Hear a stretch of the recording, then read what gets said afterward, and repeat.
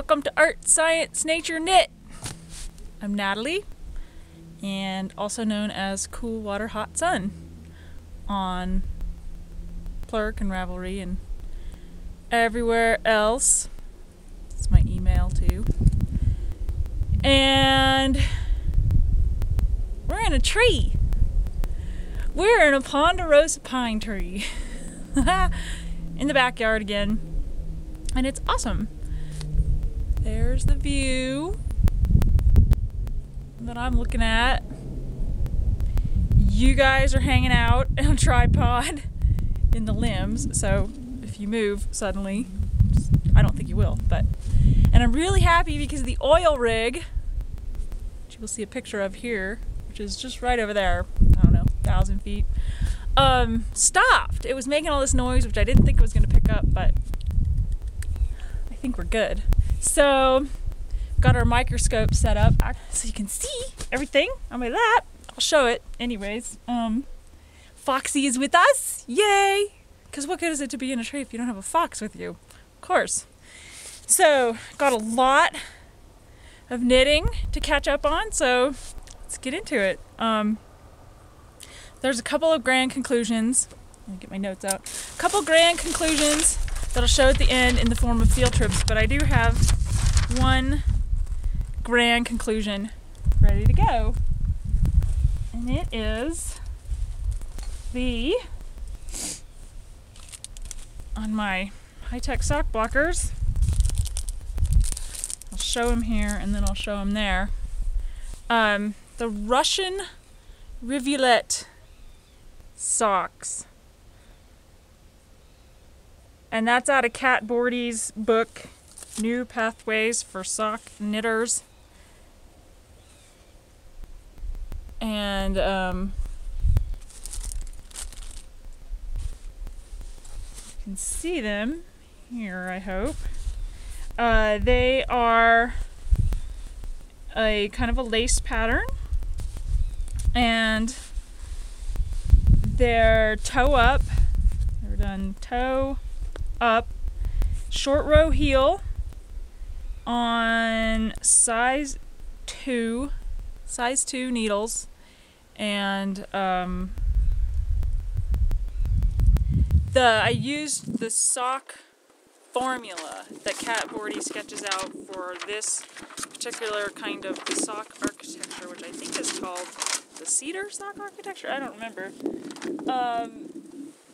They are done with a Lang, which Barocco. It's a Barocco company I saw on their website. Jaw Wool Magic, and it is 75% superwash wool and 25% nylon, and it is these are going to be my tear it up socks. I'm going to wear the heck out of these because it's the first socks I've ever made. Well, it's the second pair of socks I've ever made, but it's the first pair of socks I've ever made that has nylon in them. So I'm going to wear the heck out of them and see how they wear. Since it's my only pair of handmade socks right now, I'm anxious to wear them a lot. So it's really interesting. I did them with the formula where you figure out how many stitches around and you figure out where you start increasing. Here, I'll show you this. You figure out where this increase happens all on the bottom of the foot. You see that? It starts here and goes to the heel, and then you do the heel. And then the formula tells you, how far you're supposed to go given the length of your foot and how big a foot you're round and how many stitches you want to get to how many stitches you want to increase to before you put stitches on hold for the heel. So, figured all that out. It's a reinforced heel with the slip stitches.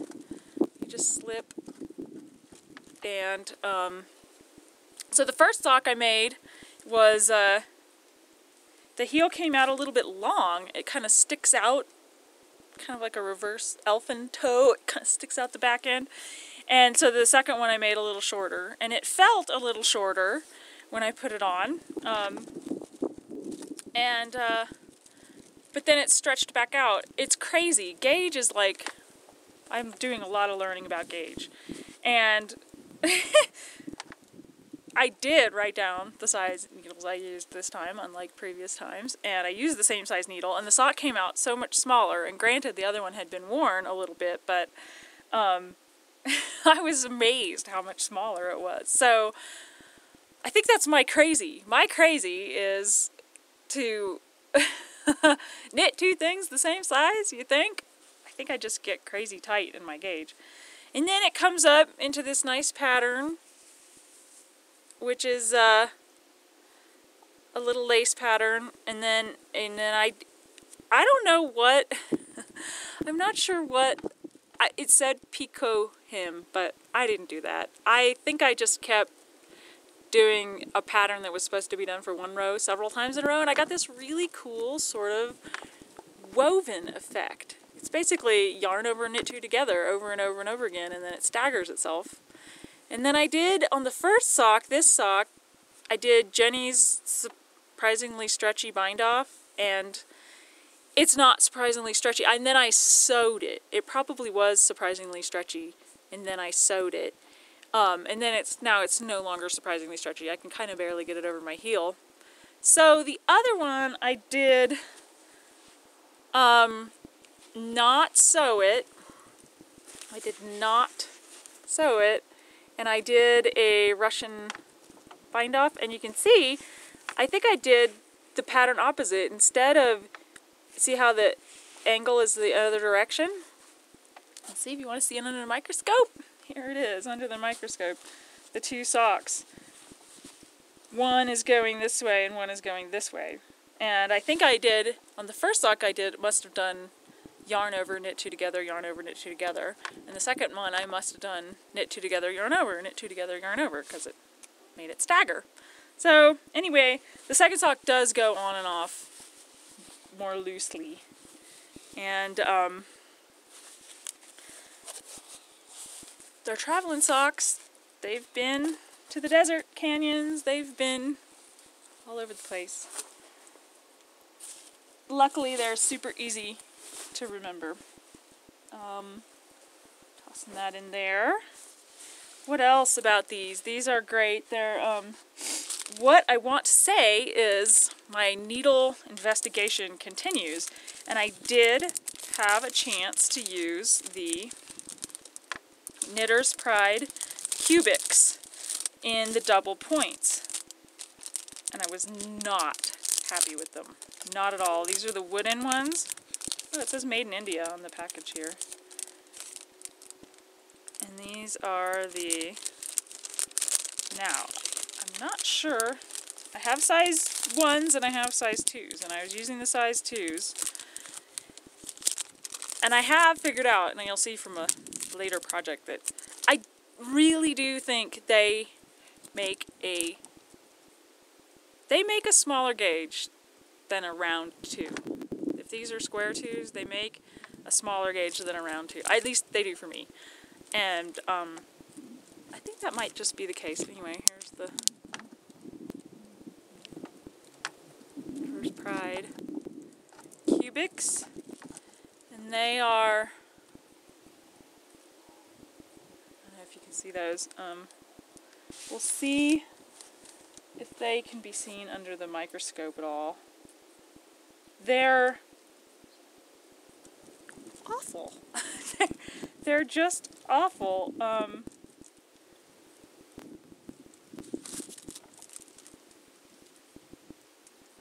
The tips are not consistent.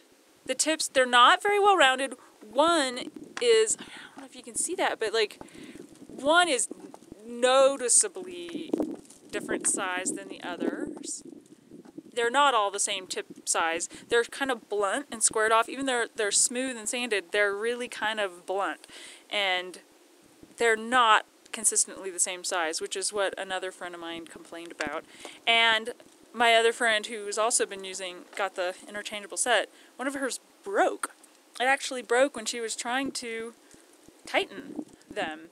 And I worry about these breaking too. They're thin and they're wood and they're little, and the ones, of course, are even smaller. So when I was starting that new sock and that yarn's kind of splitty, I think I got through about 5 stitches, and then I switched to my wonderful interchangeable Hiya sharps, size 2s. It was like going from driving a dune buggy to driving a race car. It was like when you're riding your bike on a dirt road and suddenly you hit fresh pavement. Oh, that's what it was like. I don't think I'm going to be getting a set of these. I think I'm going to be getting the Hayas. I love them. They're just glorious every time I touch them. Yeah. And I really like the collage squares also, especially in double points. And they've just come out with a new needle Jimmy Bean's Wool is carrying. And they're red aluminum. And I was thinking I'd just get one circular because I need to use a long circular on another project I'm already using squares on. So I thought maybe I'd try the new red ones and see if the join is any better on the collages before I just totally dive into the Hayas, but I probably will dive into the Hayas. So that's great. What else? Yeah, that's that sock. Purple socks for me, and got a little kick in the arse from I forget your name, Yarn Overs, the Play Yard, was having a hurry up and finish with your old things that have been in hibernation. I think that's my other crazy is, can I actually not get second sock syndrome? I actually really like, I do have second glove syndrome. I take a long time to get to the second thing, which is fine with me. Because then I really want to do the second sock, and now that I'm noticing how much my gauge is changing all the time, it's kind of the cure for second sock syndrome. I'm just really into doing the second sock now because I'm really curious to see how it's going to turn out compared to the first one. So, yeah. What else? So that's the grand conclusion. And what's in the study phase? So many good things are in the study phase.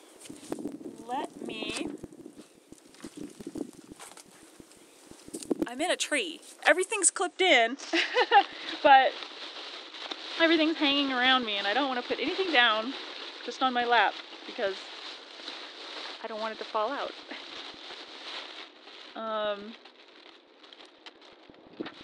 Let's see, here we go, under the microscope, in my lovely little, I made a bunch of felt bowls one time. Ooh, the light's getting nice. It's overcast, and, so hopefully the light's nice and soft and it'll be changing a lot. It's chilly, we got our first snow 5 days ago. It snowed all weekend and went hiking up in the lakes in the high country, and there's like 12 inches of snow up there. You'll see some in a future nature episode. But yeah, everything's in my bowl. These are, this is a design of my own for my wonderful boyfriend. These are wonderful boyfriend gloves. He needs them. It's getting cold. I've been putting them off. He wished he'd had them on that hike, but I said, no, I have to record. I don't want to finish the second one without recording and showing everybody. So here it is. It is so incredibly thick and warm and soft. It has this lovely pattern on the back. It's a cabled, makes it look like kind of a weave. And the brown is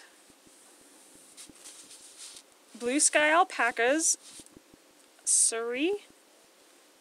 My little tags. Where are my little tags? Surrey Alpaca, and which is 60% baby Surrey, 40% merino. I just hate it when they put the store name. Well, maybe you can see it better there. Anyway, Blue Sky Alpacas, Surrey Merino, and it is about a DK, maybe. I don't think it's quite a worsted, but it's thick, and it's going to be warm. These are supposed to be his town gloves, because he doesn't want to wear them out, as opposed to his backpacking gloves. And the other yarn that forms the contrasting color of the pattern is Plymouth Earth Mainland, and it is made in Peru, 80% baby alpaca and 20% silk, and it's this beautiful, so the Blue Sky is a single ply, which I'm loving. It splits a little bit, it probably will pill a lot, but I love it, it's really soft. And then the Plymouth Mainland is this beautiful 2 or 3 ply, and they work so nice. It feels like I'm knitting with straw, only it's really soft. It's just got a nice strawy texture to it, and I quite like it. It's so nice. So back to the wonders of gauge. The wonders of gauge. I measured my boyfriend's hands all over the place in a million different ways, and basically this thing just evolved the entire time. I did the math thinking I needed 36 stitches, and now I'm hearing other people talk about their gloves and hearing that women's have 36 stitches, and so that probably started out a little small. So I guess that's why and then I started increasing, I'm going to do it in the microscope, increasing for the thumb gusset, and realizing that just in stockinette, that the increases for the thumb gusset were actually just making it big enough to fit around his hand. I mean, this fits snugly around his hand. And so I realized that I had miscalculated on the gauge. And so I then realized I needed to use that extra increase to just fit this part of his hand, and then start the thumb gusset. So this actually fits, like the base right here fits basically the base of his hand, and then the thumb gusset, then the thumb gusset starts, and all the while doing the pattern on the back, which I really planned very carefully to make sure that the pattern on the back was centered on the hand, which I really wanted it to do, and I actually, instead of having the thumb just come out to the side evenly, so that there's whatever, instead of there being 25 stitches on either side and the thumb's right in the middle of that, the thumb is actually offset to the palm of the hand, so that it's a very custom fit. And I ripped back the fingers a couple times to get them just the right length, and kept taking it off the needles and putting it on his hand. Designing is fun. Designing is really fun, but I think the combination of it being a thick yarn, which maybe makes the inner diameter measurement more important than just the measurement of gauge. So if you just say I have 6 inches per inch times, and I need 10 inches, that's 60 stitches, I think maybe you need 63, because the inner diameter on a thick wool, not entirely sure. Anyways, I'm doing them on the Collage US 6, and the second one in double points, and the second one is underway, and it's a crazy mess of and I'm using my little slick technique where I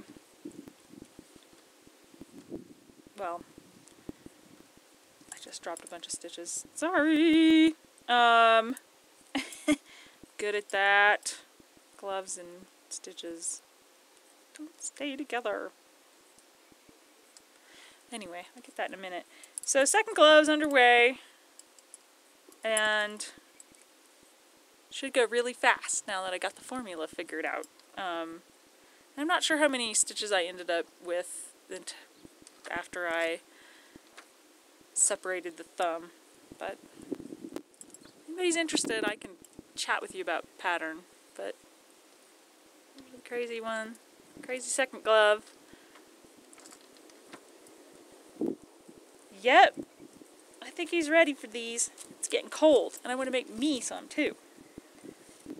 But yeah, this was super fun. Coming up with the design, I just looked at a bunch of basic glove patterns for men's gloves. There's Very Pink Knits has great YouTube tutorials, and I really like them. And she has a basic glove making tutorial video also. So I just grabbed a whole bunch of concepts from all of those in order to figure it out. But I did a whole bunch of swatching. Where are all my swatches? I'm another weirdo like that. I actually really like swatching. Here is a couple of swatches I was playing with. Oh, the thing's back on. Can you hear it? I hope not. Audio editing is really hard. Lots of crazy swatches. And I had started, I think, on 5s and kept going down, kept going up to like 7s in the cross pattern because it was getting lost in itself. But hang on, I gotta grab something on here. Ah! Don't want to put stuff down. Yeah, I just dig designing my own hat too right now. Just dig this book. Knitting Harmony's Guide to Knitting Stitches. Full color. It's kind of old school, but it's totally adequate. And I think it's just great. I've seen a bunch of patterns out there that actually are using stitches out of here that I've seen. And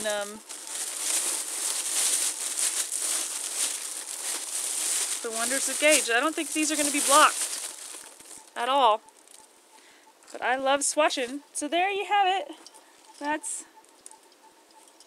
one thing that's very much in the study phase. But I think the data has been collected and it's being analyzed and conclusions are forthcoming very soon. I love it. Stuff this back in here so it doesn't fall down.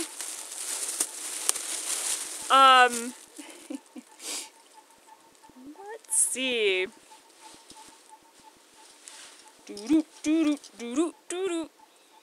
That guy's a lucky guy. He gets a lot of fun things. He made these last winter for him. He wears the heck out of them. I just found out there's a hole in one of them already. They're felted, and that is an old finished object, but the reason I show them is because I am working on a pair for myself, which I started last year again with the things started long ago. And let me just see if I can get everything out here. Whoa! Without losing anything. We're only about 25? Maybe 30 feet up. Not super high. Everything's gonna be just fine. Nobody's falling out of the tree. So, just put that right there for now. I started my own. This is last winter I started this. And let me just first say that the pattern is crazy. So Drops is a Norwegian company, and they're prolific on Ravelry. And I started checking into them, and I'm wary because I think with the translation of European to American, it made sizing and shaping really, really confusing and difficult. And so when I figured out his sizes, I went by the size that was in the pattern. I'm trying to figure out what the name. It's just Drops 104-4. And when I figured out my boyfriend's foot size and translated it to their foot sizes. It just didn't seem right at all. I came out with this, so basically it's knitted, of course, and then felted. And it's knitted with Cascade Magnum. It's a big, chunky, super chunky wool. And it's knit flat and then sewn up to be in the shape of the foot. And so, of course, things stretch more in the, you know, vertical knit direction than they do in the side-to-side direction. And so it's this really oblong thing when you sew it up. Which is great. I got to learn the mattress stitch, which I love. Anyway, it's the strangest shape. I've got to show it to you in the microscope because it's hard to hold up. So it's a very strange shape. And this is sewn. I put a little indentation in the pattern here for the heel, but then the toe is just straight. So what you do is you crease it along the bottom, and I actually doubled up the stitches on the bottom of my foot, and what happened was when I felted it, it got too thick, and so it's making the heel stick out, because this, when it felts, doesn't want to bend. And so sort of the same with the toe, but not as bad. See how the heel sticks out? Boing. Toe's okay. So, and then on the first one, I put 4 extra rows on one side than the other, so it wasn't symmetrical. Anyway, I'll come back to that. So to explain how it works, you take it and you fold it on the center line and sew it up. Sew it up. You sew up this edge. And you sew up the toe edge all the way up to the top, and then once that's sewn, you pick up around for the opening. And you throw it in the wash and you felt the heck out of it and take it out, and stretch it, pull it, and shape it, and and hopefully this one, the second one, will go better because it's symmetrical on both sides. It matches really well. It should sew up equally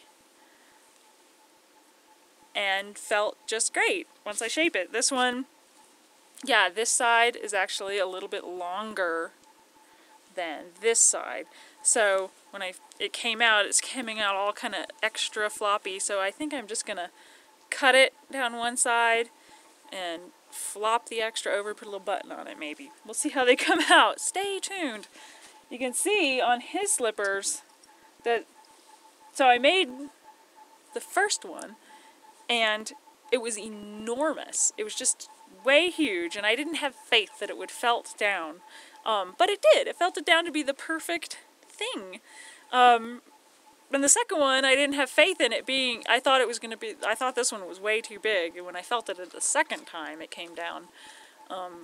So then I made the second one smaller and had to like keep it from shrinking too much, but you can see how it's shaped funny. It's shaped very funny. And that's because when it's sewed up, it was off and bunching on one side. So, note to felters.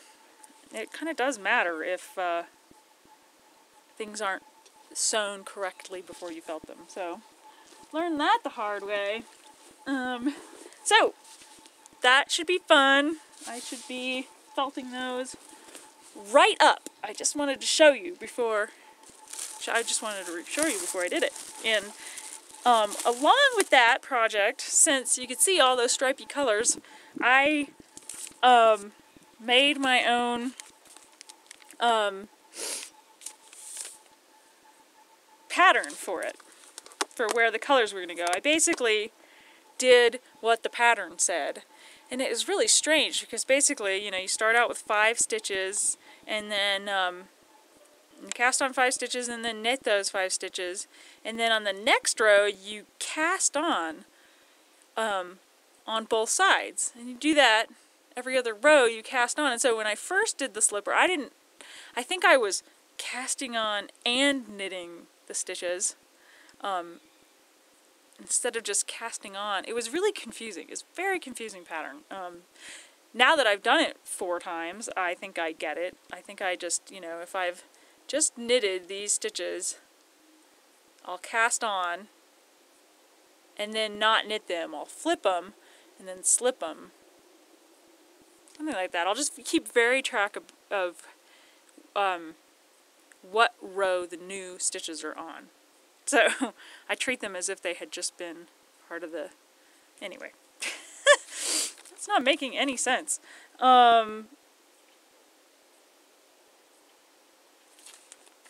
This is kind of an update on what's going on with the development of the magnet technique.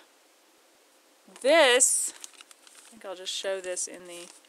I wasn't very clear last time that these come in sheets. The strips that you use to keep track, they come in sheets, and they also come in rolls, like a roll of Scotch tape, in various lengths and widths. So that's kind of cool. And it's magnet on the back and adhesive on the other side. So when you peel the adhesive off, you can stick your pictures to it and make it fun. So basically, I'm gonna show it in the microscope here. I didn't like the dough tin, the bread pie tin. It was just too bulky. I wanted something. And then the cookie sheets are working great. At home they work great. And even for traveling they would work great. But I went back to the hardware store looking for more magnets. I got more of these big little magnets. And I found this sheet. Turns out in the craft section of the hardware store for like $10 you can get these just metal sheets. Whoa.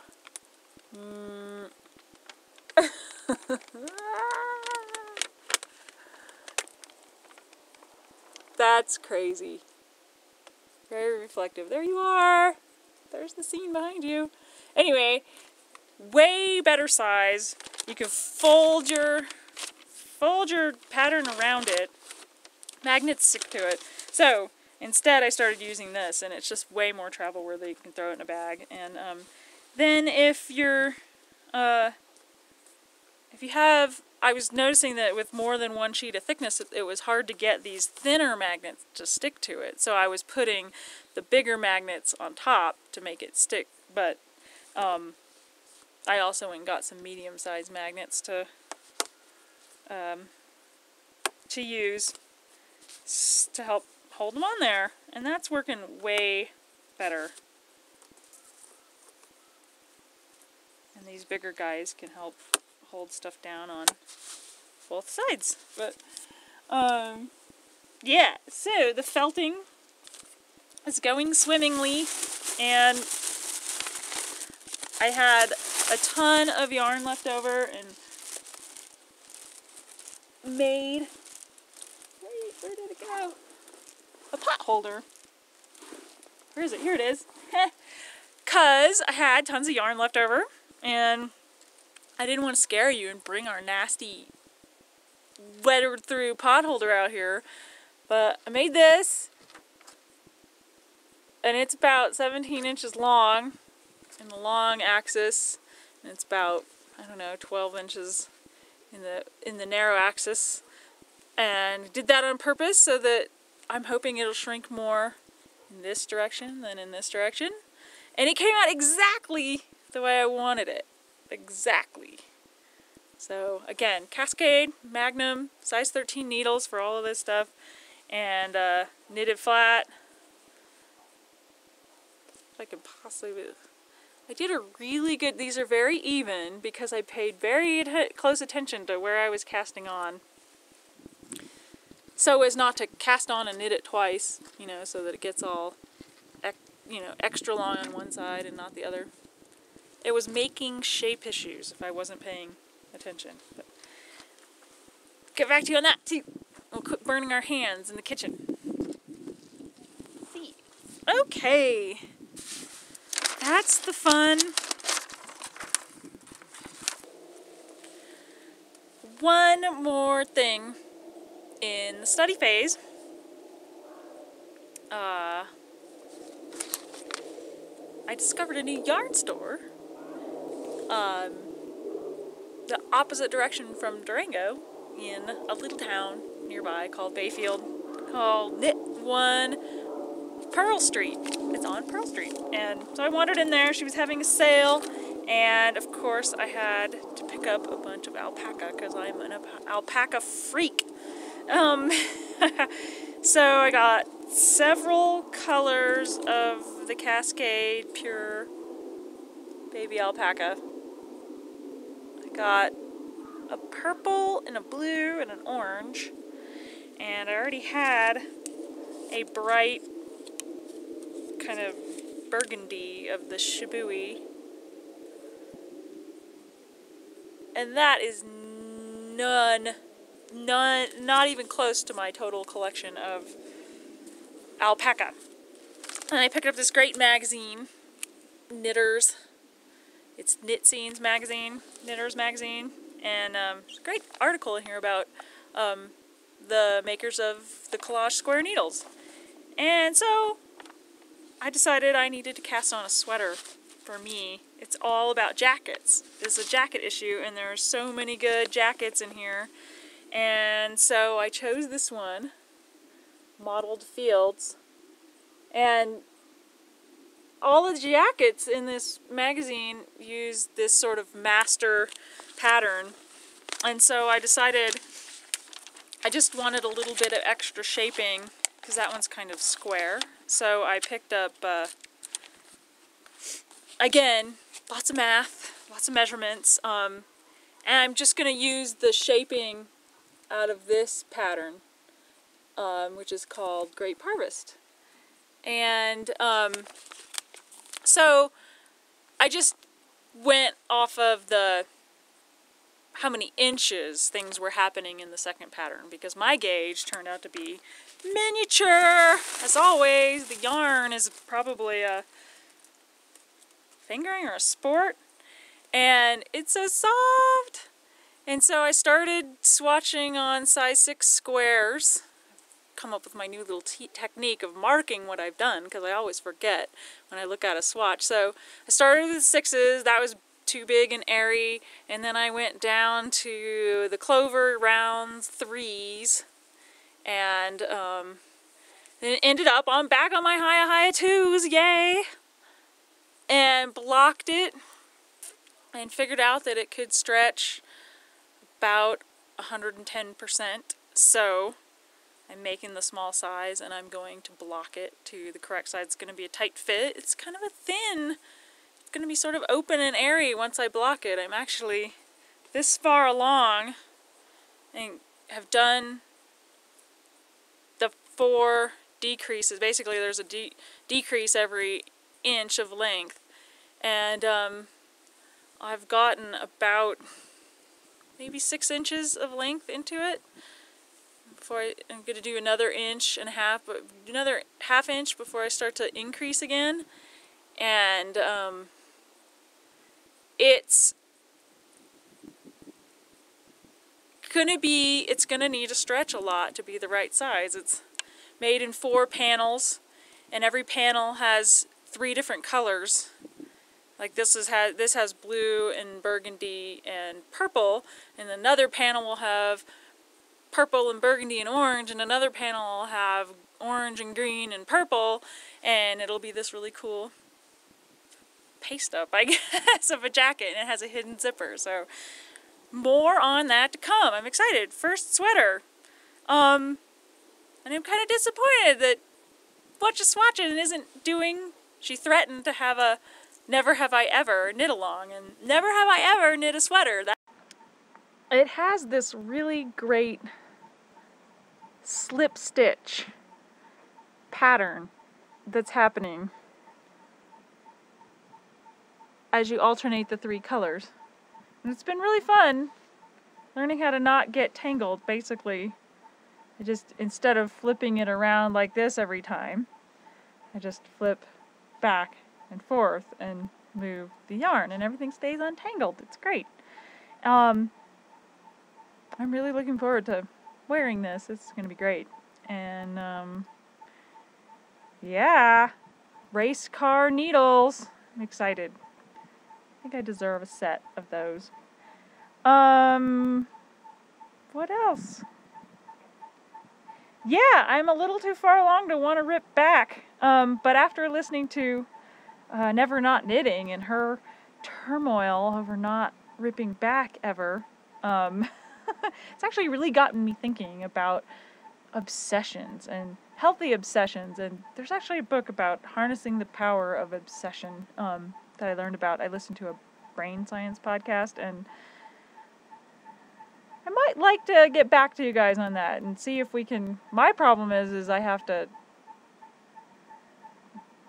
The harnessing your obsessions is about going deeper and giving yourself all the time you need to really go in and develop your obsession into something healthy and something productive and something worthwhile and maximizing and getting to your potential. And my problem is I do plenty of that, and maybe I need to figure out how my time can be made into useful obsession, productive. I think it all is. My problem is the not doing of the knitting. I need to make myself not knit. So I'm going to work through that and maybe read the book and get back to you guys. But how is your obsession? I want to know. But anyway, Never Not Knitting talked about how she hates to rip back. And how when she doesn't, she's always sorry. It's always a mess all the way through to the end. It saves more time to rip back now than to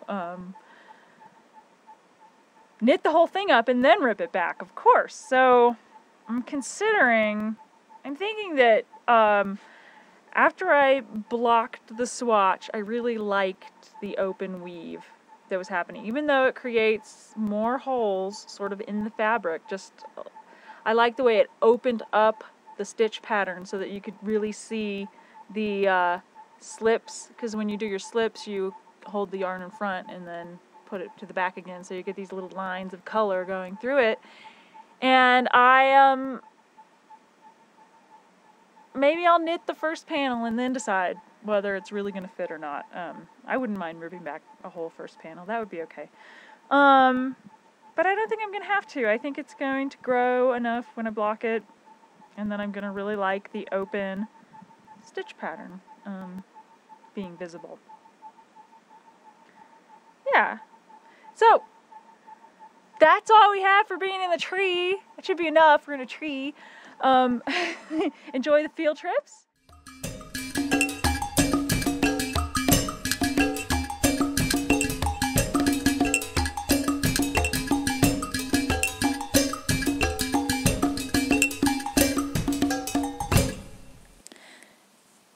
Hey there, we are on a finished object field trip. Hey, what's going on? Yay! The gloves are finally done.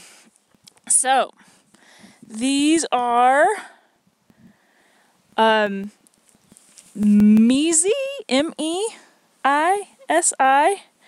by Julia Mueller. And they were done on size 1 needles, double points, and the Mirasol of Peru yarn, which is a merino. I believe it's 70% merino, 15% silk and 15% bamboo, something like that, in this beautiful, beautiful brown, rusty brown, super soft, super warm, super love it, yarn, the Nuna. It's called their Nuna, Mirasol Nuna, and it's been almost a year since they began and they have been all over the place, and I love them.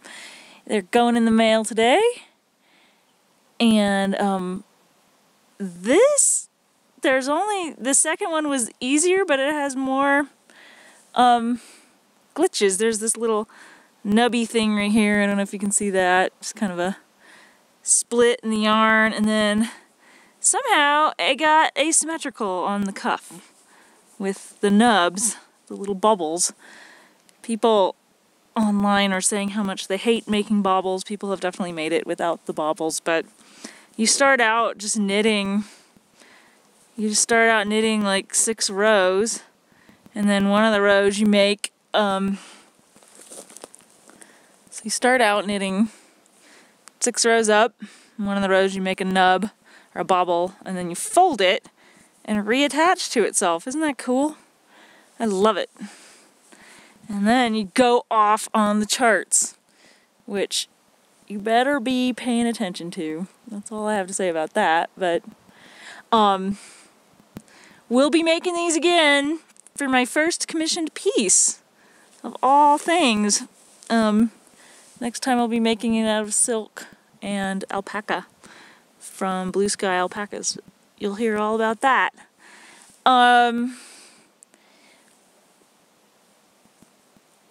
What is going on with the cones? Where are we? We are in the pinyon juniper woodland forests of the mesas of the Colorado Plateau. And this stuff that you see all around is everywhere right now. The pinyon pines have been shedding, or have been getting eaten by all of their wonderfully adapted critters, and I'll elaborate on what I mean by critters soon, but you can see there are cones of yesteryear, a couple years ago, that have deteriorated, and these are the fresh ones. And there's one that has, these have opened up and fallen off the tree. Normally the seeds are gotten before they fall off the tree by birds, but there's still one seed in there, and there's still another seed in here. You can see that. Mostly their spaces are empty. These are pine seeds, also known as pine nuts, that are eaten mostly by, they're an enormous food source out here on the mesa, and they're super interesting, and I'm about to go off about how interesting they are. But if you don't want to hear it, skip ahead. I totally understand. Just skip ahead. Hey there. Welcome to Finished Object Field Trip. Today, you know, finishing a knitted piece is as good as summiting a peak. We're on top of Engineer Mountain, which is just awesome. And we've got some red mountains behind us. What are they called again? He doesn't remember either. This is Zuzu's Petals, and it is awesome because it's cold up here and windy. It feels like skiing, which is soon. And there's a first snow. Well, actually, this is the second snow of the year up here. And it's melted off, and it's made the river flow just a little bit better. But yeah, a little bit sketchy coming up in the snow. But yeah, finished object. I love it. It was fast. It was knit on 36-inch circular Addy Turbo lace needles, size 7, US size 7, and using the magic loop method. And it's really, I keep petting it because it's really soft. Because this is Manos de Uruguay. It's 85% merino wool and 15% silk. And this is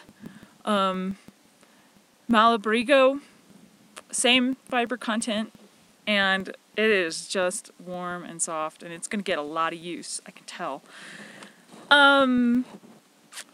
What else? Isn't it fun? I'm going to come a little closer so you can see the details just a little bit better. A really quick, nice lace knit. It blocked up beautifully. We're calling it the octopus because when it was blocking, I can show you a picture of the blocking here. I don't know if it has 8 points. 1, 2, 3, 4, 5, 6, 7. It's definitely got more, but when it was blocking, it got dubbed the octopus, so I think that's its name. Anyways, that's about it. I'm super happy, and I hope you like Engineer Mountain. It's all volcanic on top. You can see, if you look way out there, you can see some of the white crags at the upper level, just above the red. That's volcanics, and below it is sandstones and shales. And so we're on top. We're on the volcanic layer, and we had to walk up here. So enjoy the view. Thanks for coming on Finished Object Field Trip. Listen to this stuff. Really glassy sounding. Yeah. You hear that?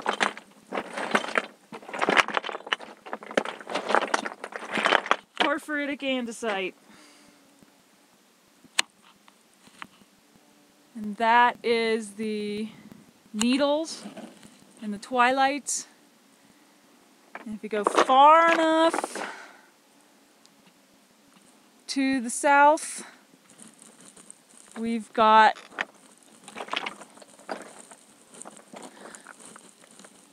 a fire going on, but we've got a big granite plateau. We've got the glacial carved valley, Electra Lake. Maybe you can see some of the fall colors. And way off into the distance down there, in a yellow patch, is the Animas Valley, where Durango is.